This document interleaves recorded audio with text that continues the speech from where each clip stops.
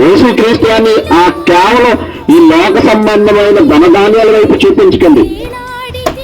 అవి చూసి మాత్రమే యేసుక్రీస్తు అని అంగీకరించకండి. అది చాలా తప్పు. ఎందుకంటే అది క్రైస్తవులు కానోళ్ళు కూడా ఉన్నాయి. ప్రపంచంలో ఈరోజు కోట్ల రూపాయలు ఎగబడిన క్రీస్తుని నమ్మలేని ప్రజలు ఉన్నారు.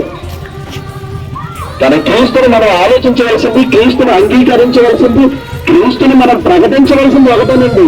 ఏ మనిషి ద్వారా కూడా పాపం నుండి విముక్తి దక్కదు. ఏ మనిషి నుండి ఏ మనిషి ఏ మహనీయుడైనా ఏ గొప్పవాడైనా వారి ఎవరి నుండి కూడా పాపానికి క్షమాపణ దొరకదు. ఒకవేళ పాపానికి క్షమాపణ దొరకాలి అని అంటే అది యేసుక్రీస్తు ద్వారానే. యేసుక్రీస్తు ద్వారానే ప్రతి మనిషి యొక్క పాపం తీసివేయబడుతుంది. పాపం క్షమించబడాలి, పాపం పోవాలి అంటే యేసుక్రీస్తు వారు ఒక్కరేనండి.